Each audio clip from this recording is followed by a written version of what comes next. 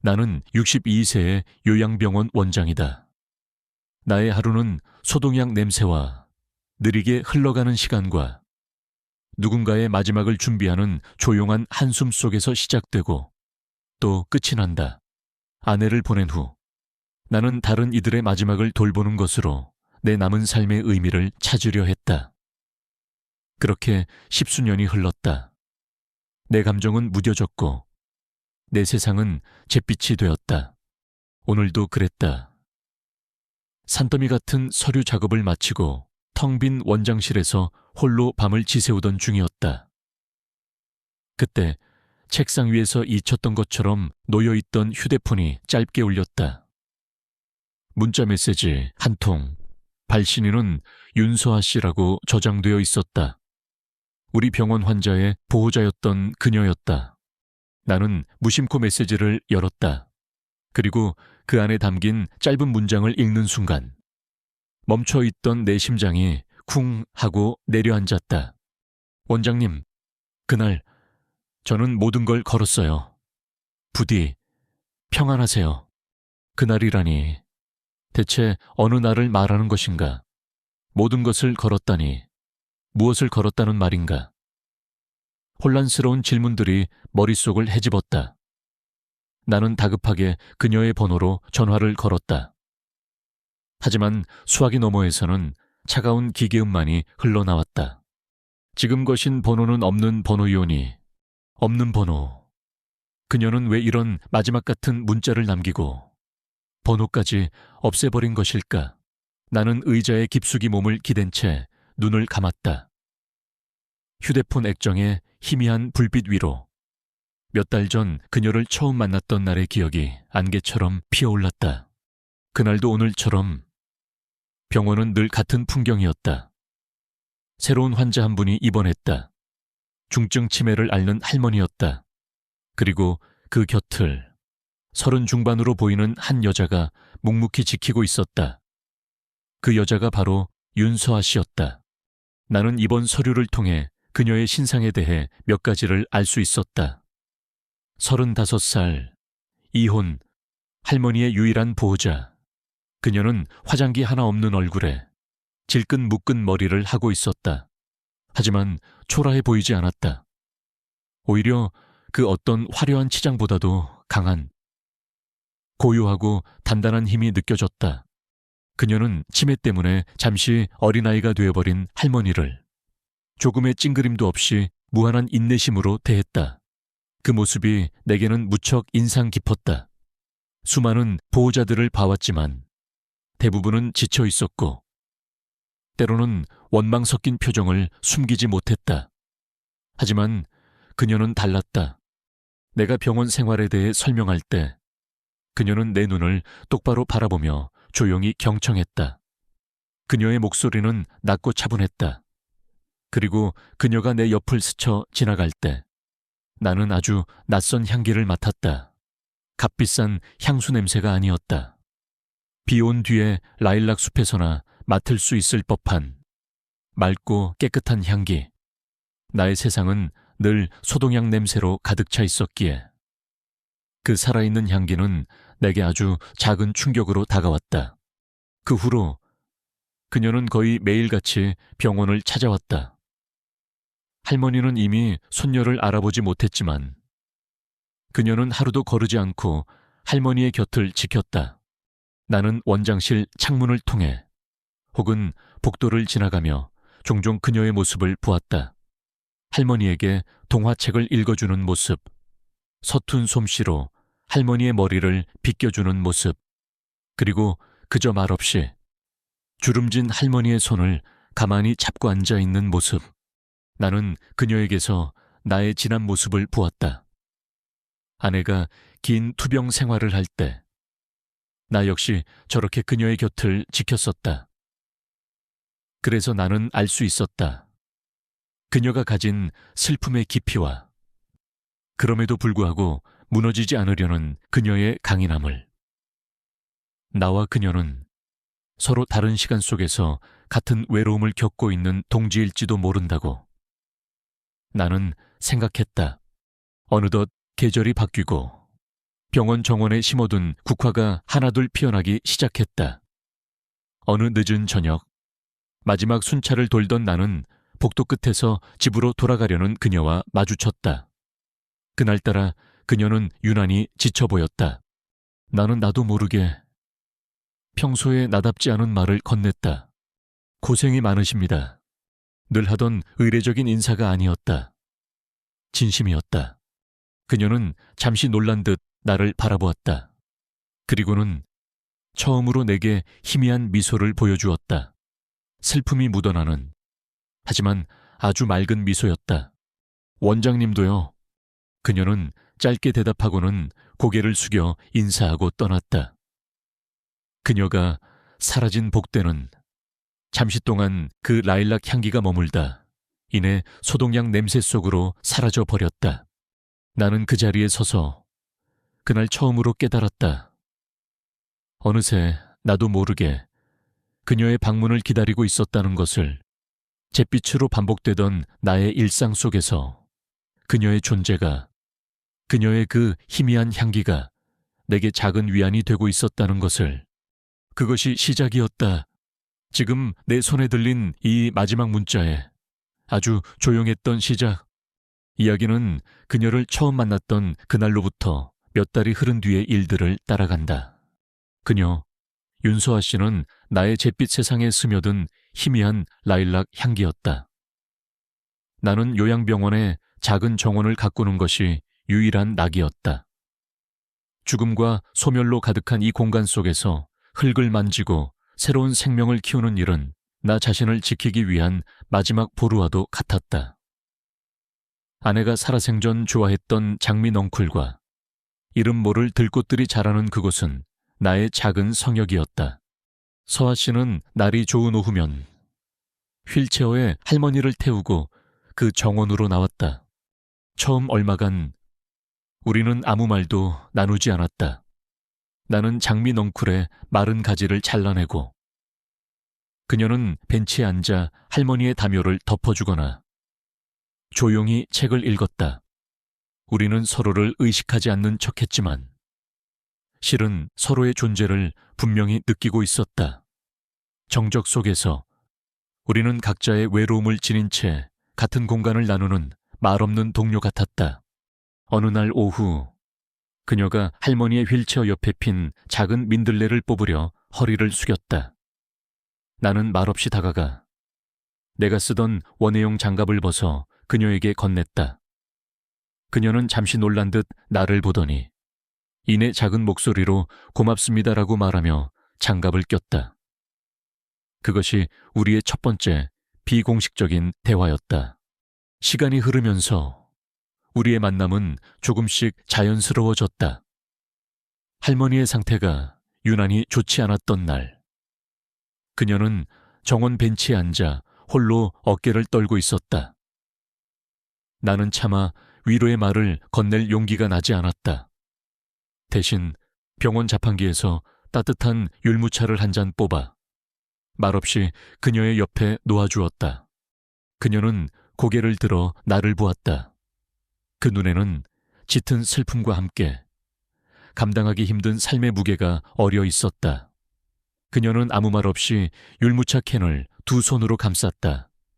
그녀의 가느다란 손가락이 내 손가락을 스쳤을 때 나는 그 차가운 온기에 마음이 아팠다. 힘드시겠습니다. 내가 겨우 건넨 말에 그녀는 희미하게 웃었다. 힘들지 않은 것보다 힘든 게 더 익숙해져서요. 그녀의 그 한마디에 나는 그녀가 겪어왔을 상처의 깊이를 짐작할 수 있었다. 이혼이라는 서류상의 기록 뒤에 숨겨진 수많은 눈물과 배신, 그리고 홀로 모든 것을 감내해야 했던 시간들. 나는 이 작고 여린 여자를 지켜주고 싶다는 생전 처음 느껴보는 강한 충동에 휩싸였다. 나의 외로움 역시 그녀 앞에서 조금씩 모습을 드러내기 시작했다. 어느 주말 오후, 나는 정원에 앉아 휴대폰 속에 담긴 아내의 사진을 보고 있었다. 문득 인기척을 느껴 고개를 드니 그녀가 어느새 내 곁에 와서 있었다. 나는 당황해서 황급히 휴대폰을 감추려 했다. 죄송합니다. 방해할 생각은 아니었어요. 아닙니다. 그녀는 내 휴대폰 화면을 억지로 보려 하지 않았다. 대신 내가 가꾸던 국화 화분을 보며 조용히 말했다. 국화가 참 예쁘네요. 원장님, 저희 할머니도 국화를 참 좋아하셨어요. 예전에는요, 그녀는 예전에는요라는 말을 덧붙이며 나의 슬픔을 침범하지 않으면서도 자신의 아픔을 겹쳐놓는 방식으로 나를 위로했다. 나는 그때 처음으로 그녀가 나의 직함인 원장, 너머에 아내를 그리워하는 한 남자의 모습을 보고 있다는 것을 깨달았다. 우리 사이의 대화는 늘 그런 식이었다. 짧고 돌려 말하고 많은 것을 침묵 속에 남겨두었지만 그 어떤 긴 대화보다도 더 깊은 이해와 공감이 오고 갔다. 가장 기억에 남는 날은 할머니의 상태가 아주 잠시 기적처럼 좋아졌던 날이다. 그날 할머니는 정원의 장미를 보며 아주 잠깐 제정신으로 돌아왔다. 할머니는 서하의 손을 잡고 내 쪽을 가리키며 말했다. 서하야, 저 총각 참 괜찮다. 내 아빠 젊었을 때 보는 것 같네. 할머니는 나를 자신의 사위로 착각한 모양이었다. 서하의 얼굴이 홍당무처럼 빨개졌고 나 역시 당황해서 어쩔 줄을 몰랐다. 하지만 그 순간 할머니는 나와 서하를 번갈아 보며 아주 인자하고 평화로운 미소를 지으셨다. 마치 우리의 이 기묘한 인연을 축복이라도 해주는 것처럼. 할머니는 곧 다시 자신만의 세계로 돌아갔지만 그날의 그 미소는 우리 두 사람의 마음에 아주 오랫동안 남아있었다. 계절이 바뀌고 정원의 나무잎들이 하나둘 떨어지기 시작했다. 어느덧 서늘한 가을 저녁이었다. 그날도 그녀는 할머니의 곁을 지키다 늦은 시간에 집으로 돌아갈 채비를 하고 있었다. 정원에서 마주친 우리는 앙상한 나뭇가지를 함께 바라보았다. 이제 곧 겨울이 오겠네요. 그녀가 말했다. 하지만 내년 봄에 더 예쁜 꽃을 피우기 위해 힘을 모으고 있는 거겠지요. 내가 대답했다. 우리는 서로를 바라보았다. 더 이상의 말은 필요 없었다. 우리는 서로의 눈빛 속에서 같은 생각을 읽고 있었다. 우리 두 사람 역시 각자의 인생에서 혹독한 겨울을 보내고 있는 앙상한 나뭇가지라는 것을, 그리고 서로의 존재가 다가올 봄을 기다릴 수 있게 하는 유일한 힘이 되어주고 있다는 것을 나는 그때 확실히 깨달았다. 그녀를 향한 나의 감정이 더 이상 단순한 연민이나 동질감이 아니라는 것을 62의 나이, 모든 감정이 메말랐다고 생각했던 나의 심장이 30이나 어린 그녀를 향해 조용히 하지만 분명하게 뛰고 있다는 사실을, 그 깨달음은 황당했지만 거부할 수 없는 진실이었다. 내 마음속에서 조용한 지각 변동이 일어나고 있을 무렵 사건은 예고 없이 찾아왔다. 늦가을의 햇살이 유난히 따스했던 평범한 오후였다. 서하 씨는 그날도 어김없이 할머니의 곁을 지키고 있었다. 그녀는 내게 자신이 읽던 시집 한 권을 선물로 건넸다. 내가 좋아할 것 같다면서. 그렇게 우리가 정원에서 잠시 따뜻한 대화를 나누고 있을 때였다. 원장님, 치료실 할머니가 이상해요. 간호사의 다급한 외침이 정원의 평화를 갈랐다. 서하 씨의 할머니였다. 우리는 함께 병실로 달려갔다. 할머니는 침대에 누운 채 가쁜 숨을 몰아쉬며 얼굴이 파랗게 질려 있었다. 급성 폐렴으로 인한 호흡 곤란. 노인들에게는 가장 치명적인 위기 상황 중 하나였다. 요양병원의 조용한 일상은 순식간에 전쟁터로 변했다. 비상벨이 울리고 간호사들이 분주하게 움직였다. 나는 더 이상 정원을 가꾸던 한가로운 늙은이가 아니었다. 나는 이 배의 선장, 이 병원의 원장이었다. 김 여사, 즉시 119에 연락하고 산소포화도 체크해 박 간호사, 석션이 준비하고 나는 침착하고 빠르게 지시를 내렸다. 의사로서의 경험이 내 몸에 남아 있었다. 나는 직접 할머니의 기도를 확보하고 응급처치를 시작했다. 그 모든 혼란 속에서 나는 내 옆을 지키고 있는 서아 씨를 보았다. 그녀는 새하얗게 질린 얼굴로 금방이라도 쓰러질 듯 위태로워 보였다. 하지만 그녀는 울거나 소리치지 않았다. 그저 할머니의 손을 꼭 잡고 떨리는 목소리로 계속해서 속삭이고 있었다. 할머니, 괜찮아. 내가 옆에 있어. 무서워하지 마. 할머니, 그녀의 그 모습에 나는 가슴이 저려왔다. 저 작은 어깨로 대체 얼마만큼의 슬픔과 두려움을 견뎌내고 있는 것일까? 구급차가 도착하고 우리는 함께 병원 응급실로 향했다. 그 좁고 흔들리는 공간 속에서 우리는 한마디 말도 나누지 않았다. 하지만 나는 그녀의 곁을 지켰다. 그녀가 불안에 떨고 있는 손을 나도 모르게 가만히 잡아주었다. 그녀는 놀라지 않고 오히려 내 손을 마주 잡아왔다. 차가운 그녀의 손에서 절박함이 느껴졌다. 응급실 앞에서의 기다림은 지옥처럼 길었다. 수술실 앞을 지키는 보호자의 심정을 나는 너무나도 잘 알고 있었다. 아내를 보낼 때 나 역시 저렇게 뜬 눈으로 수많은 밤을 지새웠다. 나는 그녀에게 따뜻한 캔 커피를 건네며 처음으로 내 아내의 이야기를 들려주었다. 기다리는 시간이 가장 힘든 법입니다. 아무것도 할 수 없고 그저 신에게 기도하는 수밖에 없으니까요. 내 이야기에 그녀는 처음으로 내 앞에서 자신의 약한 모습을 보였다. 무서워요. 원장님, 할머니마저 제 곁을 떠나시면 그럼 저는 정말 혼자가 돼요. 그녀의 목소리에 담긴 외로움의 무게가 고스란히 내게로 전해져 왔다. 그 순간 나는 그녀가 단지 환자의 보호자가 아니라 나와 같은 상처를 가진 한 명의 사람이라는 것을, 내 마음이 이미 오래전부터 그녀를 향하고 있었다는 것을 깨달았다. 몇 시간 후 의사가 나왔다.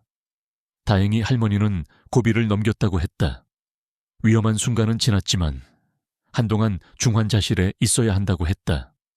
안도의 한숨과 함께 긴장이 풀린 서하의 몸이 휘청거렸다. 나는 반사적으로 그녀를 부축했다.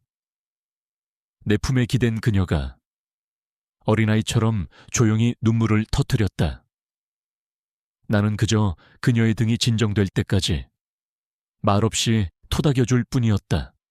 그날 밤 모든 것이 정리된 후 그녀는 잠시 짐을 챙기러 내 원장실에 들렀다. 우리는 둘 다 녹초가 되어 있었다. 오늘 정말 강한 분이라는 걸 알았습니다. 서하 씨, 내가 먼저 말했다. 그녀는 붉어진 눈으로 나를 보았다. 아니에요. 너무 무서웠어요. 그런데 원장님이 곁에 계셔서 버틸 수 있었어요. 제 곁을 떠나지 않고 계속 함께 있어준 사람은 정말 아무도 없었거든요. 그녀의 그 말은 그녀가 겪었던 이혼의 상처와 외로움을 암시하는 말이었다. 나는 내 마음속에서 오랫동안 망설이던 말을 꺼냈다. 사람의 진심은 평온할 때가 아니라 위기의 순간에 드러나는 법입니다. 오늘 나는 아주 강하고 아름다운 사람을 보았습니다. 나는 그녀의 외적인 아름다움이 아닌 내면의 아름다움에 대해 이야기하고 있었다. 내 진심이 전해졌을까? 그녀는 아무 말 없이 그저 눈물 어린 눈으로 나를 가만히 바라볼 뿐이었다. 그 눈빛 속에서 나는 그녀가 나를 원장님이 아닌 한 명의 남자, 한 명의 인간 이석현으로 보고 있음을 느낄 수 있었다. 그날이 바로 그녀가 문자 메시지에서 말한 그날이었을 것이다. 그날 지친 몸을 이끌고 병원 복도를 걸어가던 그녀는 아마 이렇게 생각하지 않았을까. 오랫동안 닫아두었던 마음의 문을 다시 열어봐도 좋지 않을까. 상처받는 것이 두려워 도망치는 대신 저 사람의 따뜻함에 내 남은 인생의 희망을 걸어봐도 되지 않을까. 그날 그녀는 자신의 부서진 마음 전부를 나라는 늙고 보잘것없는 남자에게 걸기로 결심했던 것이다. 그리고 그 위태롭고 용감한 도박의 결과를 보지도 못한 채 그녀는 침묵 속으로 사라져버렸다. 나는 밤을 꼬박 새웠다. 그녀가 남긴 마지막 문자는 지워지지 않는 낙인처럼 내 망막과 심장에 선명하게 새겨져 있었다. 그날 저는 모든 걸 걸었어요. 그 한마디가 내 잿빛 세상 전체를 뒤흔들고 있었다. 나는 그녀에게 무슨 일이 생긴 것은 아닐까 하는 불길한 상상에 사로잡혔다.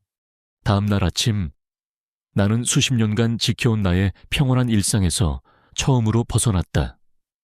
일에 집중할 수 없었다. 환자들의 얼굴 위로 그녀의 얼굴이 겹쳐 보였고 서류의 글자들은 의미 없는 기호로 흩어졌다. 나는 결국 20년 넘게 나와 함께 일해온 김 여사, 김수간호사를 원장실로 불렀다. 그녀는 내게 단순한 직원이 아니었다. 나의 침묵과 외로움을 가장 가까이서 지켜봐온 유일한 증인이었다. 나는 애써 아무렇지 않은 척 서류를 뒤적이며 물었다. 김 여사, 얼마 전에 돌아가신 치료실 할머니 말이야. 보호자였던 윤서아 씨, 마지막에 나갈 때 별말 없었나? 김 여사는 잠시 나를 유심히 바라보았다. 그녀의 눈빛은 내가 무언가 다른 것을 묻고 있다는 것을 이미 알고 있는 듯 했다. 별 말씀은 없으셨어요. 다만 원장님께 정말 감사하다는 말씀을 몇 번이고 하셨어요. 원장님 덕분에 할머니가 마지막을 편안하게 보내실 수 있었다고요. 큰 위로가 되었다고. 김 여사는 잠시 망설이다 덧붙였다. 어디 조용한 바닷가 마을에 가서 작은 서점이라도 하나 열고 새롭게 시작하고 싶다는 이야기는 하시더군요. 바닷가 마을, 새로운 시작, 희미한 단서였지만 내 마음속의 불안을 조금은 걷어내는 말이었다. 나는 김 여사를 내보내고 나도 모르게 치료실로 향했다. 이제는 텅 비어버린 병실. 할머니의 온기는 사라지고 차가운 소독약 냄새만이 공간을 채우고 있었다. 나는 창가에 서서 그녀가 늘 앉아있던 의자를 바라보았다. 그녀가 할머니에게 책을 읽어주던 모습, 서툰 솜씨로 과일을 깎던 모습이 눈앞에 선했다. 그때 침대 옆 작은 협탁 위에 놓인 낡은 시집 한 권이 눈에 들어왔다. 청소 직원이 미처 치우지 못한 모양이었다. 그녀가 나에게 선물했던 바로 그 시집이었다. 나는 무심코 시집을 집어들었다. 그리고 책갈피처럼 끼워져 있던 작고 하얗게 말린 라일락 꽃잎 하나를 발견했다. 그녀의 향기. 나는 꽃잎을 조심스럽게 손바닥 위에 올려놓았다. 그녀는 떠났지만 그녀의 흔적은 이렇게 내 세상 곳곳에 남아 나를 흔들고 있었다. 나는 마지막 확인을 위해 행정실로 향했다. 원장의 권한으로. 나는 서아 씨가 마지막으로 서명했던 퇴원 및 행정 서류를 찾아보았다. 서류 속에서 나는 마침내 그녀의 침묵의 이유를 발견했다.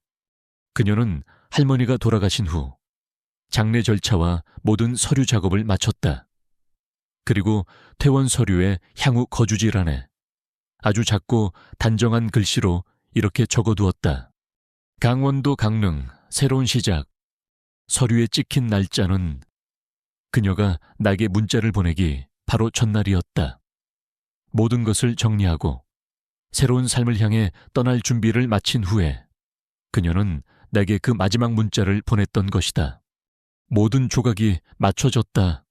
그녀의 침묵은 비극이 아니었다. 도망도 아니었다. 그것은 그녀의 선택이었다. 나는 원장실로 돌아와 의자에 깊숙이 몸을 묻었다. 그날 할머니의 일로 위기를 함께 겪으며 그녀는 내게서 희망을 보았을 것이다. 그리고 모든 것을 걸기로 결심했을 것이다. 하지만 그 결심 뒤에 얼마나 큰 두려움과 망설임이 뒤따랐을까. 30살이나 차이가 나는 늙은 남자, 죽음과 끝을 마주하는 요양병원에 묶여있는 남자. 세상 사람들은 그런 우리를 어떻게 바라볼까? 그녀는 자신의 감정이 행여나 내게 짐이 되거나 세상의 가십거리가 될까봐 두려웠을 것이다. 그리고 어쩌면 그녀 자신을 위한 시간이 필요했을 것이다. 과거의 상처를 온전히 씻어내고 새로운 사랑을 받아들일 준비를 하기 위한 시간. 그래서 그녀는 떠난 것이다. 나를 위해서, 그리고 그녀 자신을 위해서. 그날 저는 모든 걸 걸었어요. 부디 평안하세요. 그녀의 문자는 이제 더 이상 의문이 아니었다. 그것은 그녀가 나에게 보낸 가장 용감하고 절실한 고백이었다. 당신 덕분에 희망을 얻었어요. 나는 이제 그 희망을 가지고 내 삶을 새로 시작해 볼게요. 그러니 당신도 나 때문에 마음 쓰지 말고 부디 평안하세요. 그녀는 나를 거절한 것이 아니었다. 오히려 그녀는 우리 모두에게 시간과 자유를 선물한 것이었다. 나는 손바닥에 놓인 마른 라일락 꽃잎을 가만히 내려다보았다. 불안과 초조함으로 가득했던 마음이 이제는 그녀에 대한 깊은 이해와 연민, 그리고 애틋함으로 채워졌다. 그녀의 진심을 알게 된 지금, 이제 내가 대답할 차례였다. 그녀는 그녀의 모든 것을 걸었다. 그렇다면 나는 이대로 주저앉아 나의 남은 인생을 다시 잿빛으로 되돌릴 것인가? 나는 창밖을 보았다. 동쪽 하늘, 강릉의 바다가 있는 곳, 내 마음속에서 평생 한 번도 해본 적 없는 아주 무모하고 용감한 결심 하나가 조용히, 하지만 단단하게 자라나고 있었다. 그녀의 침묵이 선택이었음을 깨달은 다음 날 아침, 나는 수십 년 만에 처음으로 나 자신을 위한 결심을 했다. 내 안에 갇혀 그녀의 평안만을 빌어주는 것은 그녀가 나에게 보여준 용기에 대한 예의가 아니었다. 그녀가 모든 것을 걸었다면 나 또한 무언가를 걸어야만 했다. 나는 김 여사를 원장실로 불렀다. 나의 얼굴을 본 그녀가 의아한 표정을 지었다. 하긴 지난 20년간 나는 단 하루도 개인적인 이유로 병원을 비운 적이 없었으니 김 여사, 나 휴가를 좀 다녀와야겠소. 네, 휴가요. 원장님, 그녀는 제 귀를 의심하는 듯 되물었다. 나는 희미하게 웃으며 고개를 끄덕였다. 답장을 하러 가야 할 사람이 생겼소. 답장이 너무 늦으면 보낸 사람이 잊어버릴 수도 있으니 내 뜬구름 잡는 소리에도 김 여사는 더 이상 묻지 않았다. 그녀는 그저 모든 것을 이해한다는 듯 따뜻한 미소를 지어 보였다. 걱정 마시고 잘 다녀오세요. 병원은 제가 잘 지키고 있겠습니다. 그녀의 그 한마디가 나에게 큰 용기를 주었다. 나는 병원 한쪽에 딸린 잠만 자는 용도로 쓰던 나의 작은 숙소로 돌아왔다.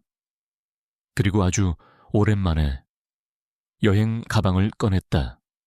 신혼여행 이후 처음으로 싸보는 나 자신을 위한 짐이었다.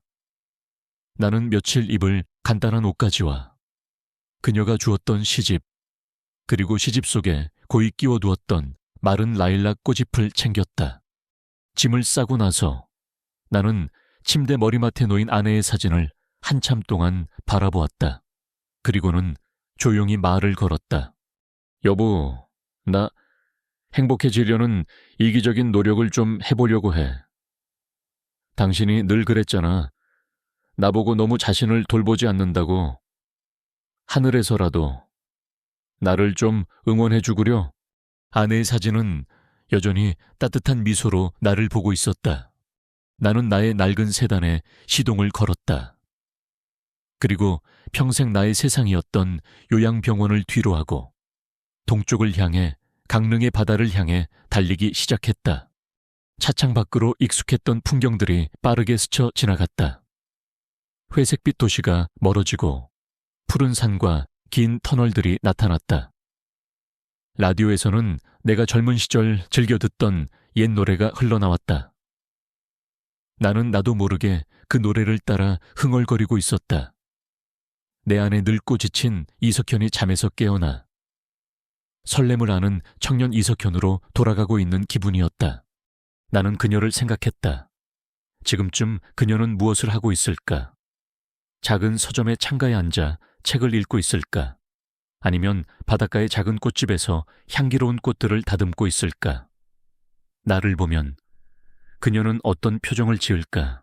놀랄까 아니면 부담스러워하며 나를 밀어낼까? 수많은 두려움과 걱정이 밀려왔다. 62의 늙은이가 30살이나 어린 여자에게 답장을 하겠다며 이렇게 달려가는 모습은 누가 봐도 주책스러운 일이었다. 하지만 나는 이제 상관없었다. 내 인생에 다시 없을지도 모를 이 감정을 이대로 놓쳐버리고 싶지 않았다. 몇 시간을 달렸을까? 차창 밖으로 마침내 탁 트인 동해 바다가 보이기 시작했다. 짭짤한 바다 내음과 끼룩거리는 갈매기 소리, 소독약 냄새와 한숨 소리만이 가득했던 나의 세상과는 전혀 다른 생명력 넘치는 풍경이었다. 나는 강릉의 작은 바닷가 마을에 도착했다. 그리고 허름하지만 깨끗한 민박집의 방을 잡았다. 방 창문 너머로 하얀 포마를 일으키며 밀려오는 파도가 보였다. 그녀를 어디서부터 찾아야 할까? 막막했다. 그녀가 남긴 단서는 강릉이라는 지명 하나뿐이었다. 하지만 나는 조급해하지 않기로 했다. 나는 가방을 내려놓고 해변으로 향했다. 부드러운 모래를 밟으며 하염없이 바다를 바라보았다. 불안함과 동시에 아주 오랜만에 느껴보는 평화로움이 온몸을 감쌌다. 그녀를 찾지 못할 수도 있다. 혹은 그녀가 나를 원하지 않을 수도 있다. 하지만 괜찮았다. 평생을 남을 위해 살아온 내가 오직 나 자신을 위해 이곳까지 달려왔다는 사실만으로도 내 남은 인생은 충분히 의미가 있을 터였다. 나는 결심했다. 내일부터 이 작은 바닷가 마을의 모든 서점과 꽃집을, 그녀의 라일락 향기가 날 것만 같은 모든 장소를 천천히 그리고 설레는 마음으로 찾아다녀 보기로. 나는 끝을 향해 걸어온 것이 아니었다. 아주 늦었지만 나는 이제 막 새로운 시작을 향해 첫걸음을 내디딘 것이다. 그리고 그것만으로도 충분했다. 강릉에서의 첫 아침이 밝았다. 나는 평생 느껴보지 못한 낯선 설렘과 함께 잠에서 깼다. 나는 오늘 어쩌면 내 인생의 마지막이 될지도 모를 가장 중요한 답장을 전하러 갈 것이다. 나는 무작정 걷기 시작했다. 그녀가 있을 법한 곳, 그녀의 라일락 향기가 날 것만 같은 작고 조용한 서점이나 꽃집들을 찾아다녔다. 몇 군데의 상점을 기웃거렸지만 그녀의 모습은 보이지 않았다. 초조해지기보다는 오히려 이 시간이 소중하게 느껴졌다. 그녀를 찾아가는 이 모든 과정이 내게는 이미 답장의 일부였기 때문이다. 그리고 마침내 어느 조용한 골목길 어귀에서 나는 그곳을 발견했다. 에스여하의 책방. 간판을 보는 순간 심장이 멎는 것 같았다. 크고 화려하지는 않지만 단정하고 따뜻한 느낌을 주는 작은 서점. 창개는 그녀를 닮은 보라색 라일락 화분이 놓여 있었다. 나는 심호흡을 하고 떨리는 손으로 문에 달린 작은 종을 울렸다. 딸랑 맑은 종소리와 함께 나는 안으로 들어섰다. 그리고 그곳에 그녀가 있었다. 그녀는 편안한 면 원피스에 앞치마를 두른 채 새로 들어온 책들을 정리하고 있었다. 요양병원에서 보았던 지친 기색은 사라지고 그녀의 얼굴에는 평온함과 잔잔한 행복감이 어려 있었다. 그녀는 종소리에 고개를 들었다. 그리고 나를 보았다. 그녀의 눈이 믿을 수 없다는 듯이 커졌다. 손에 들고 있던 책이 바닥으로 툭 떨어졌다. 우리는 아무 말도 하지 못했다. 작은 책방 안에는 우리 두 사람의 놀란 숨소리와 벽면을 가득 채운 헌책들의 희미한 냄새, 그리고 어색한 침묵만이 흘렀다. 내가 먼저 그 침묵을 깼다. 나는 천천히 그녀에게로 다가갔다. 그리고는 품에서 휴대폰을 꺼내 화면을 그녀에게 보여주었다. 화면에는 그녀가 내게 보냈던 마지막 문자가 선명하게 떠 있었다. 그날 저는 모든 걸 걸었어요. 부디 평안하세요. 그녀는 자신의 문자와 내 얼굴을 번갈아 보았다. 그녀의 눈에 투명한 눈물이 차오르기 시작했다. 나는 떨리는 목소리로 내가 이곳까지 온 이유를, 나의 답장을 전했다. 이 문자에 대한 답장을 하러 여기까지 왔소. 나는 한숨을 고르고 내 생의 모든 용기를 끌어모아 말했다. 나도 내 남은 모든 것을 걸어볼까 하는데 혹시 아직도 유효한 제안이라면 내 고백에. 그녀는 더 이상 참지 못하고 소리 없는 눈물을 터뜨렸다. 그녀는 말을 잇지 못하고 그저 하염없이 고개만 끄덕였다. 그 작은 움직임 하나에 그녀의 모든 대답이 담겨 있었다. 나는 카운터 안으로 들어가 그녀의 앞에 섰다. 그리고는 아주 조심스럽게 내 인생 처음으로 아내가 아닌 다른 여자의 눈물을 닦아주었다. 내 서툰 손길에 그녀가 눈물 속에서 비로소 웃음을 터뜨렸다. 그날 오후 그녀는 책방 문을 일찍 닫았다. 우리는 함께 저녁 노을이 지는 강릉의 해변을 걸었다. 우리는 더 이상 많은 말을 하지 않았다. 하지만 모든 것을 알 수 있었다. 나는 파도 소리를 들으며 그녀의 손을 잡았다. 그녀는 내 손을 마주 잡아주었다. 꼭 맞았다. 내 인생이라는 낡은 책은 요양병원에서 마지막 장을 조용히 넘기고 끝나는 줄로만 알았다. 하지만 그녀는 내게 에필로그라는 이름의 가장 아름다운 마지막 챕터를 선물해 주었다. 잿빛 세상 속에서 희미한 라일락 향기처럼 나에게 다가왔던 사람, 나의 황혼에 기적처럼 찾아온 사랑. 우리는 이제 함께 수많은 노을을 보고 또 수많은 아침을 맞이할 것이다.